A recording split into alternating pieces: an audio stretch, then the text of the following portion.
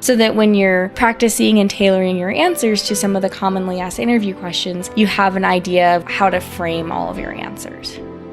Job Insights, a podcast to help you carve out your career pathway and enhance the opportunities for gainful employment. 3 copies, you should be good. Your resume is a sheet of paper, a cover letter, maybe a sheet of paper, so it's not like you're taking in a briefcase on wheels. To help you navigate the employment world and give you job insights and enhance the opportunities to choose the career you want. Practice, practice, practice interview questions. And you can find the Job Insights podcast on blindabilities.com, part of the Blind Abilities Network, with hosts Serina, Gilbert, and myself, Jeff Thompson. And you can contact us by email at jobinsights@blindabilities.com. Leave us some feedback or suggest some topics that we cover on Twitter at JobInsightsVIP. And check out the Job Insights support group on Facebook, where you can learn, share, advise, and interact with the Job Insights community. Related to something that you've done, and we've all had experiences in different areas and stuff, so hopefully you have something that will relate to the question they ask. Learn about resources for training, education, and employment opportunities. If you can, getting contact information or business cards of the interview panel so that you can use that to send thank you emails to them when you arrive back home. Little things are just little tips that might help push you to the top of the list. Jeff, would you like to learn something new today? Always ready to learn. Always. You're a good student, right? Yeah. That had a question mark at the end. And now please welcome Serina, Gilbert, and Jeff Thompson with Job Insights. Hey, Serina. Hey, Jeff. How are you? I'm doing good. How are you doing? I am doing great. I got a question for you. I don't know. I'm a little scared. What's up? What's your greatest weakness? That would have to be you, Jeff. You set yourself up for that one. Because that's one of the questions, Serina, that will probably be asked at a job interview. Have you ever had that asked at an interview? I've definitely had that question asked at every single interview that I've participated in. And it's a little bit of a catch-22 because you're torn between, do I say what my real weakness is, or do I pick a weakness that is kind of a weakness but can be turned into something a little bit more positive and spin it a little bit. So that's a question that we'll go over a little bit later in the podcast and give you some tips with how you might tackle that and have somewhat of a prepared answer so that you can shine in that interview. Yeah, we're going to be talking about clothing, all the professionalism that you want to bring into this, about shutting your phone off, about your ringbacks. We're going to be talking about being prepared, what you bring to the interview, and all this. What kind of interview is it going to be? Are you going to find out there's going to be 3 in a panel or just one person? So we're going to be talking about your approach to the whole thing, how you get yourself all ready. And I think it starts in the early morning when you decide what to put on. Yeah, so I have kind of a pre-interview routine that I go through personally. I know it sounds so fancy, right?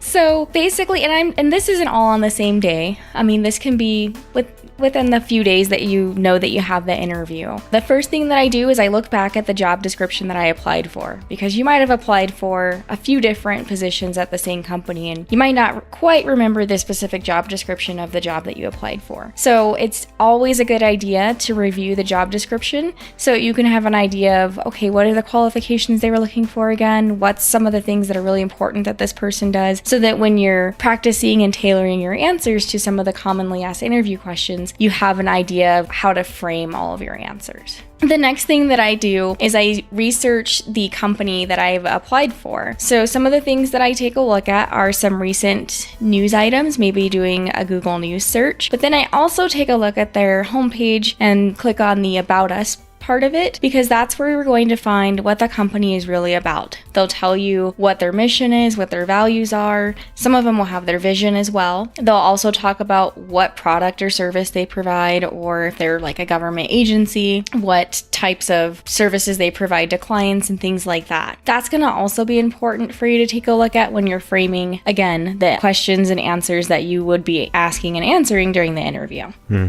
It's nice to be able to have it kind of in your back pocket for the questions that might come up. The next thing that I do is I take a look at where is this job interview going to occur? And there's a few different ways that you can research this. When the person calls you to schedule the interview, it is perfectly appropriate to ask, okay, so are you the building on the northeast corner of Main and First Street? That's a common question that a lot of people will ask, and the person scheduling the interview definitely doesn't mind letting you know where they are and even giving you some basic directions. That'll help you if you do need to take public transit or even paratransit to kind of do a test run to see, okay, how long is this going to take me to get here? It's important when you do your test run, though, to make sure that you're doing it at roughly the same time and day that your interview would be on. So don't do your test run on a Saturday at 2 because the traffic is not going to be nearly the same as a Monday at 8. So whenever possible, try to kind of mimic what that type of commute would look like so that you can be prepared with how long it realistically will take for you. And that takes a lot of pressure off you because, on the day of the interview, most anybody is going to have a little bit of butterflies and be a little nervous. Anxiety can build up. So if you've already been to a place, it's so easy to return. You're not exploring anymore. You're just traveling to the destination and then you're going to get to the door and go in. Just to alleviate some of the stress by knowing where you're going and that you can get there on time and it fits your agenda, and being there 15 to 10 minutes early is a good thing. Well, and you had mentioned alleviating butterflies, and there's a couple of additional things that you can do to help alleviate those butterflies. They're never going to go completely away. If you're in a job interview and you're not nervous, then you might not want that job because, frankly, anytime you really want something, you should have a little bit of nervousness going on. It's just human nature. But one thing you can do the day before or even a couple days before is pick out your interview outfit. Because that can be stressful if the day of you take it out of the closet and your significant other or your son says, "Why is that so wrinkled?" Yeah, that's not fun, right? So pick it out a couple days before, try it on, make sure everything fits, make sure there's no buttons missing, because that again could completely throw you off the day of. Iron it, put it away where it's not going to get any sort of fuzz or hair on it if you use a service animal, that sort of thing. Take off the dry cleaning tag. No, that's helpful because that might be a little itchy, right? The other really big thing that you can do, and this is going to be kind of a little bit of a longer discussion, is practice interview questions. And we'll talk about some commonly asked interview questions coming up next, but it's going to feel a little bit awkward when you are practicing these questions. I'm not going to act like it's not, but the more you practice it, the more you gather your thoughts, the easier it will be in the interview to recall that information and be able to chat a little bit more naturally with the people interviewing you. Now, Serina, at Vocational Rehab in Colorado, they do offer mock interviews because in Minnesota, we do the same thing there where you can do mock interviews and gain some experience. We do offer mock interviews, and we typically do mock interviews where it's maybe the counselor that you're working with, as well as 2 other staff members that you've probably never worked with before or are not familiar with. Because we found that when you interview with your DVR counselor, you're pretty comfortable with that person when you're at that stage in the game. So it's not quite as reflective of what the real job interview might feel like. That's great. And that's a service that's available to you. So if you would like to get some more experience, you can do it with your friend, your mom, your sister, and stuff like that. But I like that idea that bringing in some people that you haven't worked with, because then the anxiety comes up, and that's how it's going to be in the real job interview. Exactly. So Jeff, I have a question for you. Go ahead. This one's an easier one, I promise. So this next question is asked probably in 100% of interviews. I'm sure I'm exaggerating, but I don't think I've been to one that this wasn't asked. So Jeff, tell me about yourself. Oh, well, I'm very young, dashing. I like walks along the beach and sunsets, and I don't think I want to go there. No. I want to stick right with the professionalism. I've been in recording media for 14 years. I started out in a band, and I transitioned into podcasting later on, and I've been doing that for 5 years now. Exactly. Many individuals, when they hear the tell me about yourself, tend to go off on a tangent into their personal life. Most organizations, when they're asking you that, that's not what they are looking for. They don't need to hear that you're a single mom of 3 kids and you recently got divorced and you just moved to Colorado. That honestly will maybe put some more questions in their head that are a little bit distracting to the interview and frankly not really relevant to your skill set and your abilities and capabilities. So this is the question where you would want to use, we call it either a 2-minute pitch or an elevator pitch. There's all kinds of different ways that people refer to it. Basically, you talk about your skills, abilities, education, and experience briefly as it relates to the position. So as Jeff demonstrated there, if he was applying for a media specialist position, for example, it's great that he mentioned the background as a musician and how he's been doing podcasting for 5 years. That immediately, honestly, a lot of employers would be like, tell me more about the podcasting. Tell me a little bit about that. And it'll open it up for them to ask you additional questions. And it might even make you feel a little bit more relaxed in the job interview. Yeah. I like that. So Jeff, I think you asked me this earlier, so I'm going to ask you another one. Uh-oh. So Jeff, I have another interview question for you. Whoa. Tell me your greatest weakness. My greatest weakness is I have a hard time not bringing work home because I'm always wired for, doing stuff and I want to get things done all the time. And, so when I'm at home, I'll still be working and that kind of thing. But, if you answer something like that, like you're an overachiever and stuff like that, wouldn't they rather hire someone that has a more balanced family life where they don't burn out? So that's why I kind of exaggerated that way. Well, see, you're going to disagree with me. That's okay, though. See, that one I don't see as like a horrible weakness because, yes, they want to see that work-life balance. But when somebody says that to me, it depends on how you frame it. Because when you first started talking, I thought, well, does he not stay on task at work, so he has to take it home? Mm-hmm. But then as you went on, it really seemed like it was more, I'm a hard worker and I really like what I do. Well, I usually have these cars that, break down once in a while. So sometimes I'm late for work unexpectedly and stuff, I think. But, I really have a passion for these cars and stuff. So, I should be getting better at that. But yeah, I'll probably be late once in a while. All right. So let's break down Jeff's answer. So Jeff mentioned that he has unreliable vehicles and that he is late to work, in his words, every once in a while. So as an employer, I'm thinking he's probably late all the time. Because, people tend to downplay that. So it might be accurate, but that's not something that you want to share with an employer necessarily. And so we understand that that was a little bit exaggerated, but we wanted to demonstrate the kind of things that might distract an employer with a potential answer that you have to that weakness question. So one thing that if you really wanted to use what Jeff responded with is, okay, in the past, I have had some issues with being on time to work. However, since I have gotten more reliable transportation, I have left my home earlier, that sort of thing. I would highly recommend, though, not using any sort of answer to that question that points out punctuality to an employer. If I was asked that question again, would you like a round 2? Yeah. All right, Jeff, tell me about your greatest weakness. I think my greatest weakness is it comes down to delegating and stuff. I believe leadership comes in a form of delegation to hand the ball off to some people. But when in time crunches and stuff, I tend to build a narrow team to make sure the job gets done. And it may seem like I'm not giving opportunities to everyone, but sometimes there's times to hand the ball off to some people, but sometimes you have to keep it yourself. So delegating is a good skill of mine. I like delegating. I think teamwork works great. And I think my weakness is I need to branch out a little bit more with that. See, and I think that's a perfect answer, Jeff, because it shows that you have leadership skills and it shows that you understand that maybe you could delegate a little bit more, but the only reason that you're not is because you care about meeting a deadline and having quality work. So in an employer's mind, those are all great characteristics to have, and it's nothing that would prevent them from hiring you. Mm-hmm. That's the trick to the what's your greatest weakness question. You never want to say, I'm tardy to work all the time, or,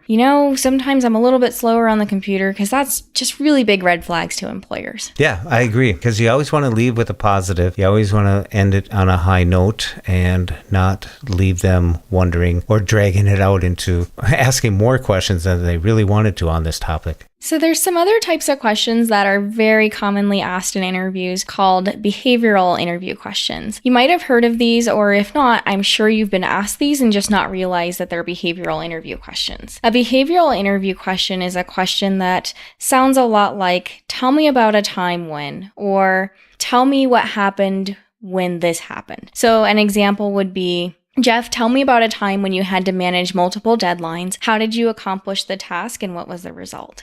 Yeah. And those are questions that will come up because it'll be situational, how you handle the situation. And so you got to be ready for stuff like that. But if something never happened like that in your life, don't make up stuff on the spot related to something that you've done. And we've all had experiences in different areas and stuff. So hopefully you have something that will relate to the question they ask.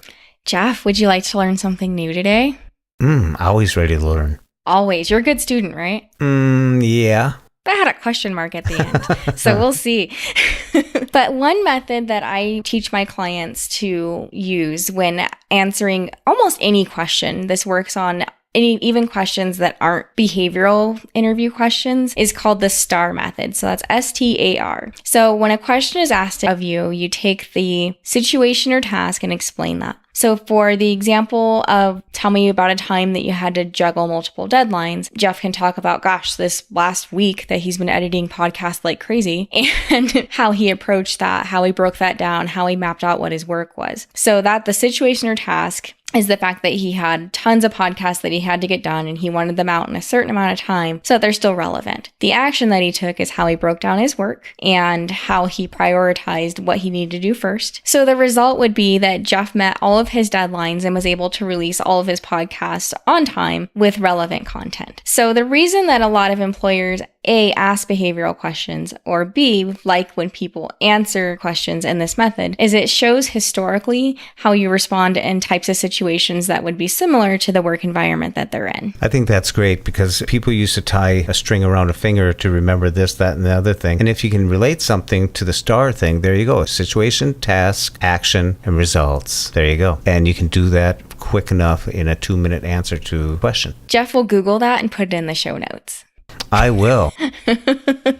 Click on this. So you've prepared for the job interview. Mm-hmm. You're there. You're entering the building. Now what? You're on time, too. Yep. You're 10 minutes early, which is perfect. Your phone is off. You have a portfolio with you that has copies of your resume and cover letter. And I suggest 3 copies. I don't think there's too many times where you're going to have 5 or 10. No one's expecting you to bring. But if you bring 3 copies, you should be good. Your resume is a sheet of paper, a cover letter, maybe a sheet of paper. So it's not like you're taking in a briefcase on wheels. And I would suggest that you use the nicer paper for both the cover letter and resume because although you might not be able to see it visually, but the print does look a lot better on the resume paper. It just pops a little bit more. And having that heavier cardstock just presents a more professional image when you're handing those things to the employers when you sit down. Yeah, this is something that you do in advance. Make sure you get these copies made, have them ready. So on your journey there, don't fold them, put them in a portfolio thing, a nice, neat attaché case or some type of case that you bring in, open it up. And if there's 1, 2, or 3 people, hand them each one. Yeah.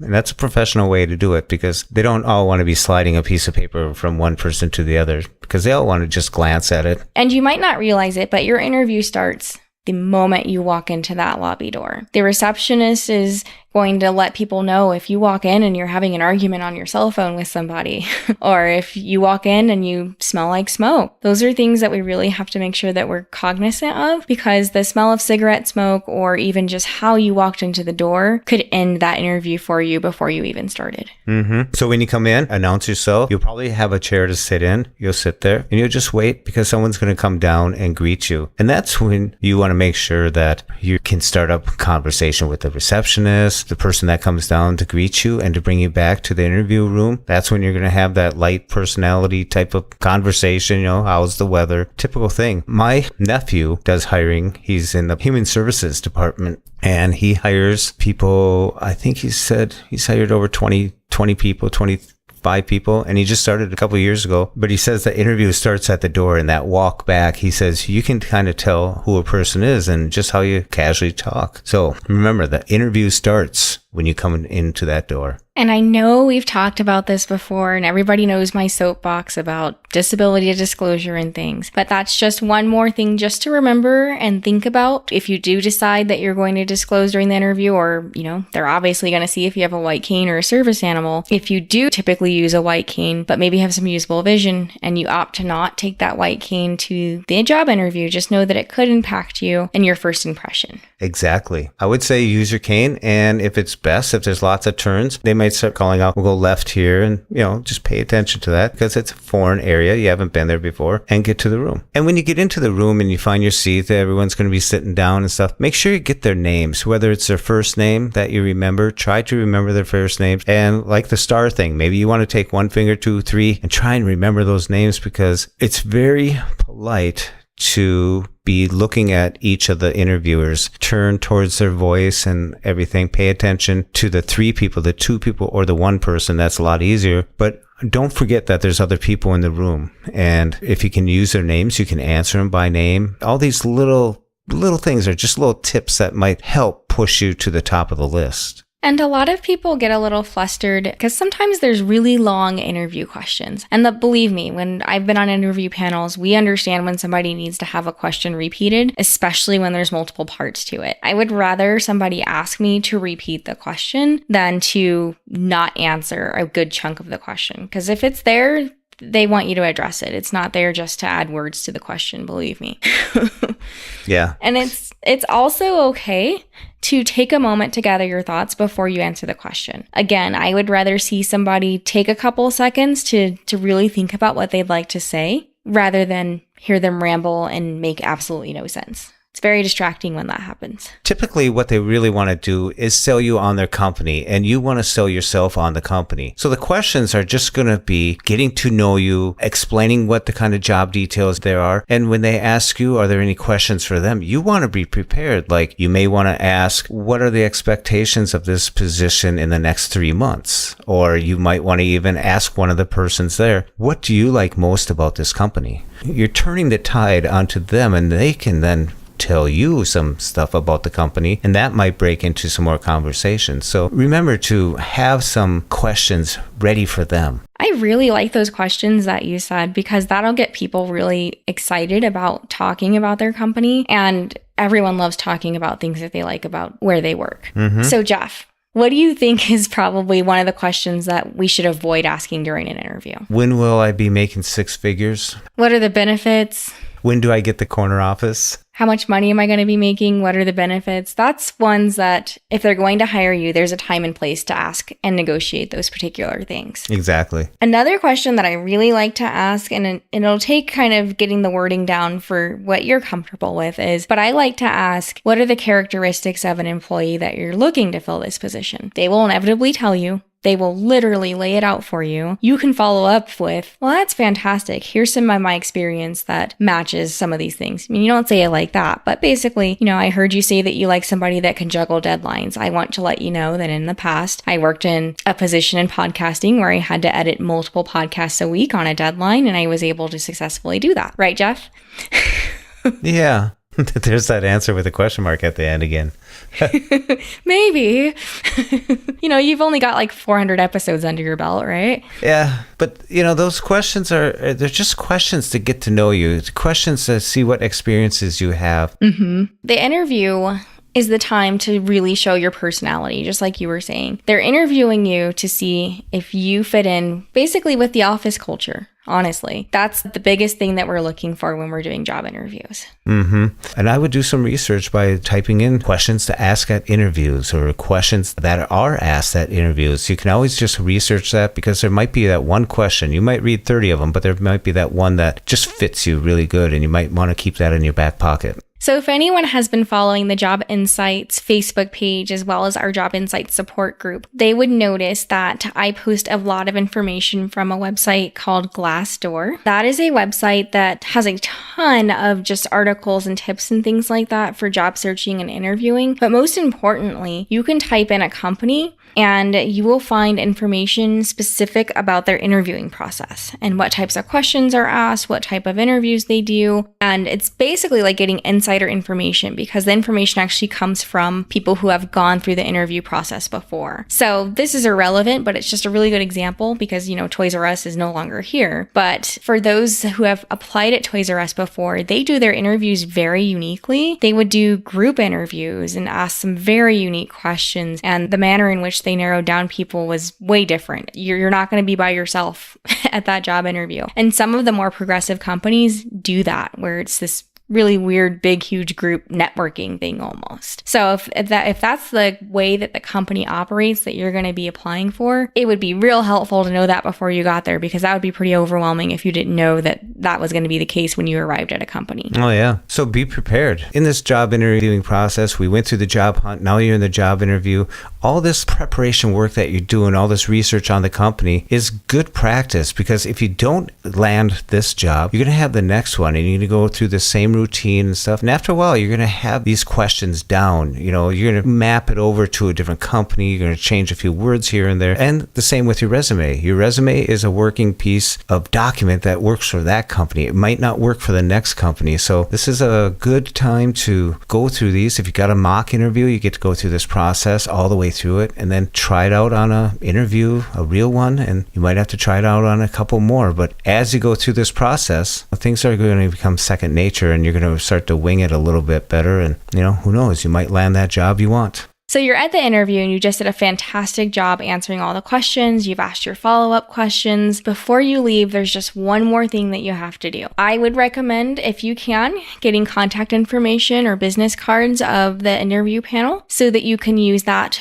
to send thank you emails to them when you arrive back home. I am very traditional when it comes to that. A lot of people say that they don't send thank you emails, but it's one more opportunity to get your name in front of the hiring manager, to get your name in front of the panel, and to even bring up something that came up in the interview and discuss that. So a really good way to send a thank you email would be, thank you for the opportunity to interview for the media specialist position. I really enjoyed hearing about the new podcast content that you guys will be producing, and I hope I have the opportunity to contribute to your team. I look forward to following up with you, and then you can put your phone number, your email address, anything you want, just to kind of tie that up.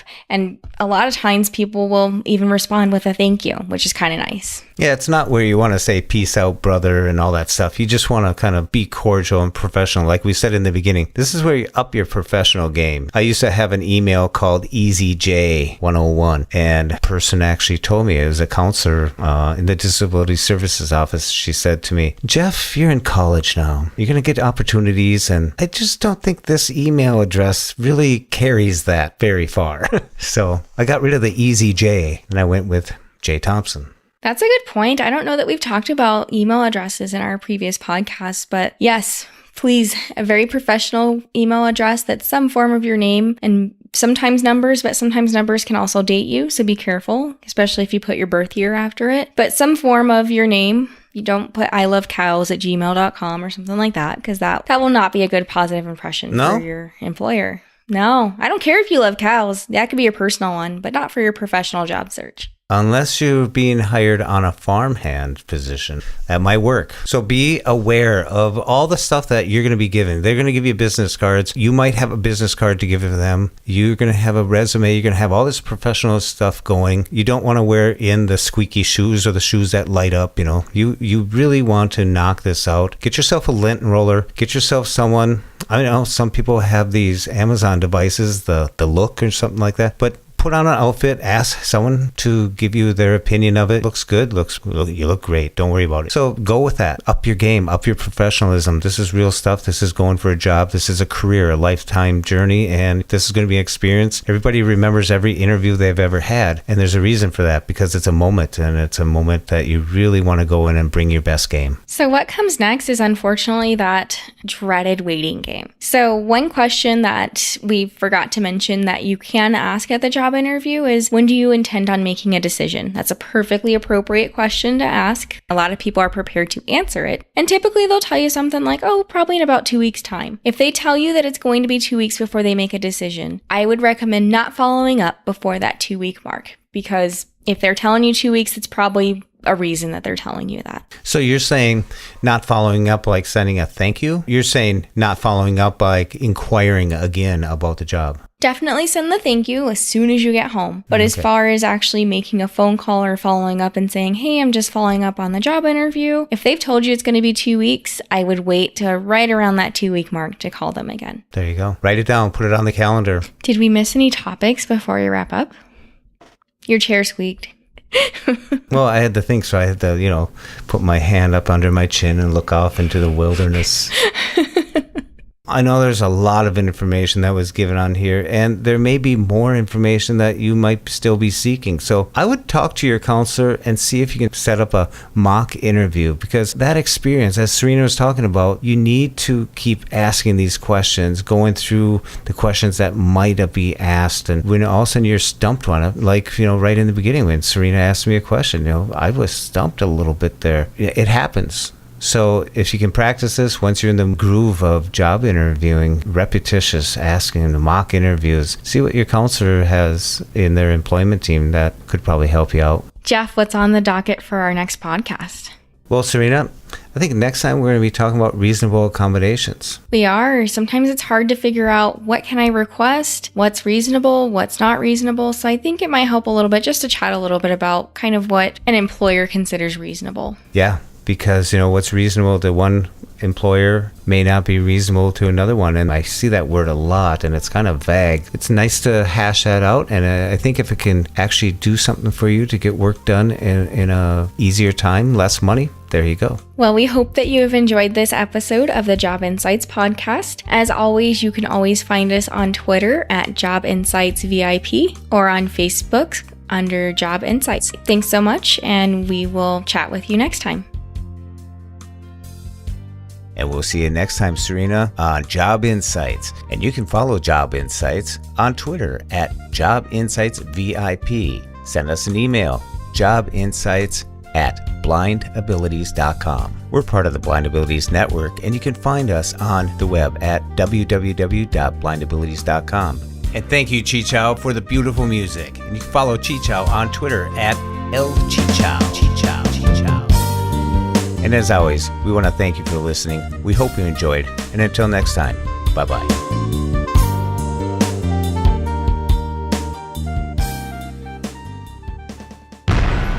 When we share what we see through each other's eyes, we can then begin to bridge the gap between the limited expectations and the realities of blind abilities. The realities of blind abilities. For more podcasts with a blindness perspective, check us out on the web at www.blindabilities.com, on Twitter at blindabilities. Download our app from the App Store, Blindabilities, that's 2 words, or send us an email at info@blindabilities.com. Thanks for listening.